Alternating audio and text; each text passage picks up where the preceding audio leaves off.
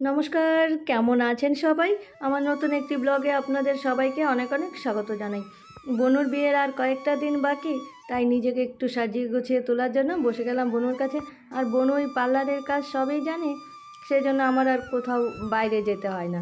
বাড়িতেই যখন পার্লার রয়েছে তখন আর চিন্তা কিসের। তো এইখানে ভুরু থ্রেডিংটা করে নিচ্ছি।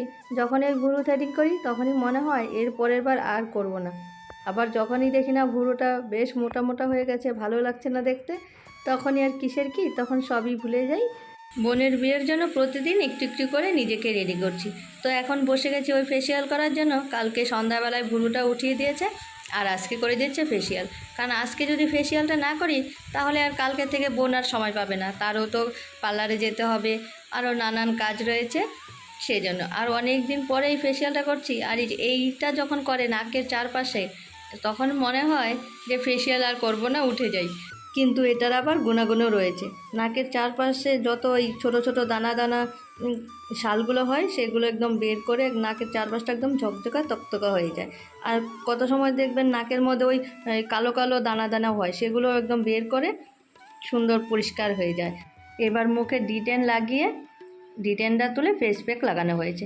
এখন মনে হচ্ছে এইভাবে যদি কারোর সামনে যাই, সে তো নিশ্চয়ই ভয় পেয়ে যাবে। অন্ধকারে যদি গিয়ে এইভাবে থাকা যায়, সে নিশ্চয়ই আমাকে দেখে ভয় পাবে।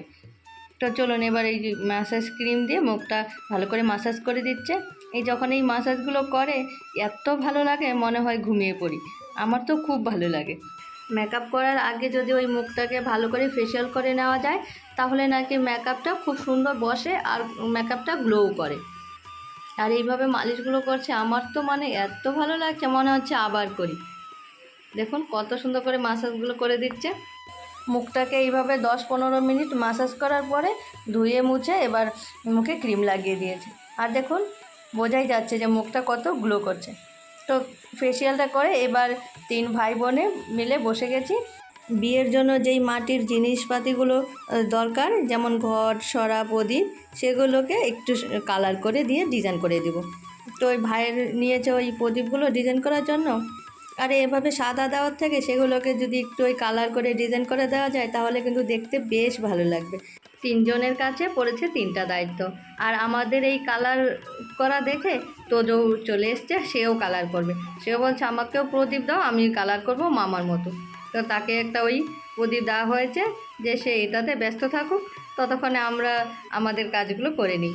আর এই ছোট ছোট কাজগুলো সবাই মিলে করলে কিন্তু ভীষণ আনন্দ লাগে, মনে এক ভীষণ আনন্দ হয় যে ওই বিয়ের কাজগুলো আস্তে আস্তে করে একটু একটু করে রেডি করছি, সেটাতে বেশ খুশি লাগে।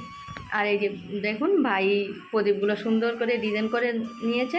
আর কিন্তু দেখতে কিন্তু বেশ ভালো লাগছে, যখন কুলোর উপরে দেবে তখন খুব সুন্দর লাগবে। আর আমি এবার বসেছি এই ঘরটা নিয়ে, যে সেটাকে একটু ডিজাইন করে দেওয়ার জন্য। কিন্তু কী ডিজাইন করব সেটাই ভেবে পাচ্ছিলাম না। তখন একটু মোবাইলে ইউটিউবে দেখে এই ডিজাইনটা পছন্দ করেছি।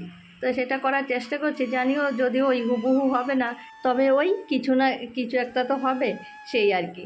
তো আগে তো একটু আঁকাঝোঁকা করতাম, কিন্তু অনেক দিন পর এইভাবেই আঁকাঝোঁকা নিয়ে বসেছি। সবসময় চর্চা করলে কি হয় যে হাতটা আর কি ভালো থাকে।